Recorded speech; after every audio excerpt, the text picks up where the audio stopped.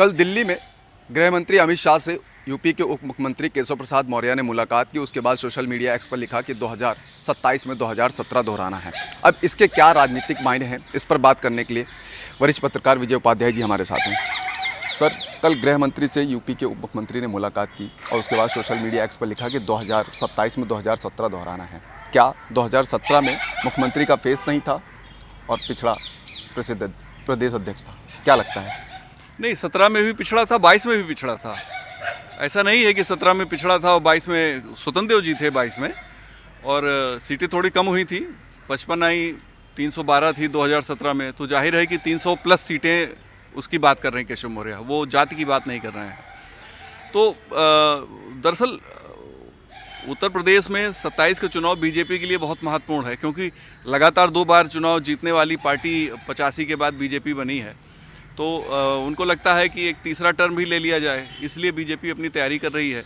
और बीजेपी में सबसे ज़्यादा इंपॉर्टेंट बात यह है कि इस समय प्रदेश अध्यक्ष को लेकर जद्दोजहद चल रही है कि कौन प्रदेश अध्यक्ष होगा। ट्रिपल पावर प्रदेश अध्यक्ष चाहिए, जो कार्यकर्ताओं से अच्छा संवाद कर सके, अच्छा बोल सके और सरकार के साथ जिसका कोऑर्डिनेशन अच्छा हो सके। तो बीजेपी प्रदेश अध्यक्ष की तलाश कर रही है। मुझे लगता है कि केशव प्रसाद मौर्य जी जो गृह मंत्री से मिले हैं अमित शाह जी से, तो शायद या तो उन्होंने इन्हें बुलाया होगा या स्वयं मिलने गए होंगे, लेकिन उसमें ऐसा हो सकता है कि उत्तर प्रदेश के राजनीतिक हालातों पे और साथ में जो प्रदेश अध्यक्ष की बात है कि कौन बेहतर प्रदेश अध्यक्ष हो सकता है, इस पे कोई डिस्कशन दोनों नेताओं के बीच में रहा हो। कैबिनेट विस्तार को भी लेकर के चर्चाएं चल रही। कैबिनेट विस्तार, प्रदेश अध्यक्ष और चुनावी रणनीति, ये 3 मुद्दों पे बात हुई। उन्होंने एक्स पर लिखा। देखिए, पहले प्रदेश अध्यक्ष आएगा, फिर कमेटी और प्रदेश में मंत्रिमंडल में फेरबदल संभव है। फेरबदल में कुछ चेहरे ऊपर नीचे हो सकते हैं, कुछ नए चेहरे आ सकते हैं। नए चेहरों की अभी स्पेस है उत्तर प्रदेश के मंत्रिमंडल में, तो वो भी आ सकते हैं। जो मौजूदा प्रदेश अध्यक्ष हैं भूपेंद्र चौधरी, उनके बारे में भी कहा जा रहा है जब वो प्रदेश अध्यक्ष पद से हटेंगे तो वापस मंत्रिमंडल में इनको रखा जाएगा, चूँकि इनका जो वैल्यू है वो मेंटेन रखेगी पार्टी।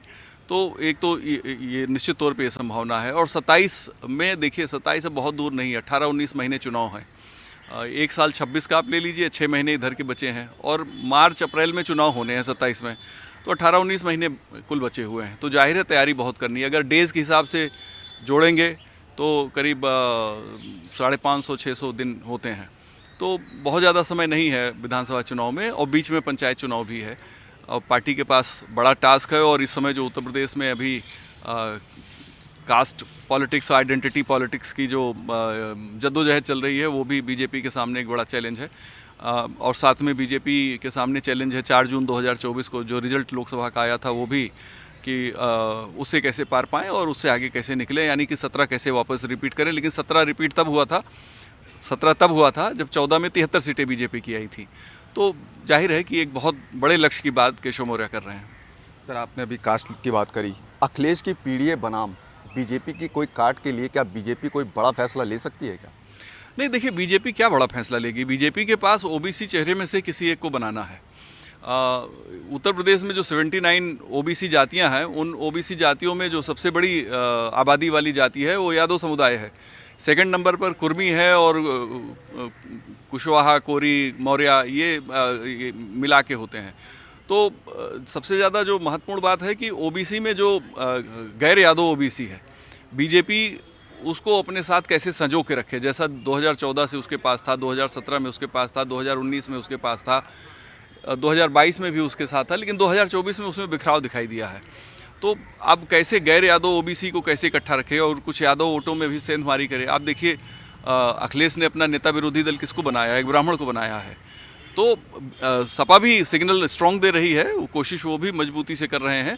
और माइनॉरिटी का एक मुश्त वोट उनके पास है जो 18-19% है। तो बीजेपी के सामने चैलेंजेस हैं अपने वोट बैंक को मजबूत बनाए रखना। पीडीए, निश्चित तौर पर पिछड़ा दलित की बात सबसे महत्वपूर्ण है, और ये पीडीए चल गया 24 में, तो जाहिर है कि बीजेपी उसके काट ढूंढ रही है। तो काट में क्या होगा? कुर्मी प्रदेश अध्यक्ष, इनके पास कोई चेहरा ऐसा है नहीं जो तीनों पैरामीटर पे खरा उतरे। इसके बाद ले दे के केशव मौर्य जी बसते हैं, वो डिप्टी सीएम हैं। अगर वो वापस प्रदेश अध्यक्ष बनते हैं तो एक अलग स्थिति बन सकती है। लेकिन जो अब पार्टी को फैसला करना है, मुझे लगता है कि कोई चमत्कारी प्रदेश अध्यक्ष हो जाए तो आश्चर्य नहीं होगा, और भाजपा इस तरह के चौंकाने वाले फैसले ले सकती है। अभी तो दर्जन भर नाम है, ओबीसी में अलग है, लोध कम्युनिटी में अलग है। लोध कम्युनिटी भी बीजेपी इस बार लोकसभा में लोध कम्युनिटी से भी डेंट हुआ है उनको। इसके बाद निषाद समुदाय है, कुछ कुर्मी और निषाद वो आउटसोर्स भी करते हैं, यानी सहयोगी दल के भरोसे रहते हैं। तो बहुत इंपॉर्टेंट है बीजेपी के लिए कि वो अपने कास्ट इक्वेशन को कैसे मजबूत बना के रखती है।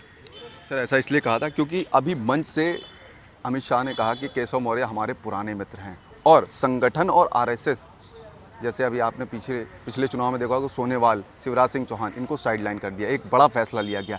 इसलिए ऐसा मैंने आपसे सवाल किया था, क्या ऐसा कोई फैसला ले सकती है क्या? नहीं, बीजेपी बिल्कुल ले सकती है। देखिए, बीजेपी को रिस्क लेना पड़ेगा 2027 के लिए, और अगर बीजेपी रिस्क लेती है, इसकी कार्यकर्ताओं में जोश आता है, इनका संगठन सक्रियता से काम करता है, तो निश्चित तौर पे बीजेपी के लिए कुछ अच्छा हो सकता है। ऐसा नहीं है कि नहीं हो सकता है। बीजेपी बड़े फैसले लेने के लिए जानी जाती है, और कई राज्यों में उन्होंने बड़े फैसले लिए हैं। अब यूपी में कितना लेंगे, किस तरीके से लेंगे, यूपी के समीकरण थोड़े भिन्न हैं, और यूपी की जो राजनीतिक हालात हैं, इसमें सिर्फ दो पार्टियों का आमना सामना है। एक तरफ बीजेपी है, दूसरी तरफ समाजवादी पार्टी है। वोटों का बंटवारा इसी दो पार्टियों में है। मैं कहूँ कि पार्टियों के गठबंधन का कोई मतलब नहीं है। मतदाताओं का ध्रुवीकरण दो हिस्से में है। जो बीजेपी के समर्थक हैं वो बीजेपी के समर्थक हैं, जो विरोधी हैं वो फिर बीजेपी के खिलाफ वोट देना चाहते हैं उस पार्टी को जो पार्टी सबसे मजबूत हो, और सबसे मजबूत समाजवादी पार्टी उनको नजर आती है। इसीलिए आप देखिए, समाजवादी पार्टी का वोट बढ़ा है, बसपा का वोट गिरा है, कांग्रेस का वोट गिरा है। लोकसभा को छोड़ दें, लोकसभा में सपा के साथ है, इसलिए उनको सीटें भी मिली और वोट परसेंटेज भी उनका 10% के आसपास पहुंच गया। लेकिन बीएसपी का वोट आप देखिए वो लगातार घटा है। तो बहुत महत्वपूर्ण है कि इन दोनों जो जनता का जो गठबंधन बन गया है आमने सामने का, उसको कैसे बीजेपी क्रैक करेगी और अपने वोट परसेंटेज को फिर से, जो 19 में उन्हें मिला था लगभग 51% वोट, वापस कैसे लाएंगे। ये थे वरिष्ठ पत्रकार विजय उपाध्याय जी, जिन्होंने बताया कि बीजेपी बिल्कुल बड़ा फैसला ले सकती है चुनावी समीकरण को देखते हुए। कैमरा पर्सन मिंटू सिंह के साथ मनोज पांडे, लखनऊ न्यूज़ 24।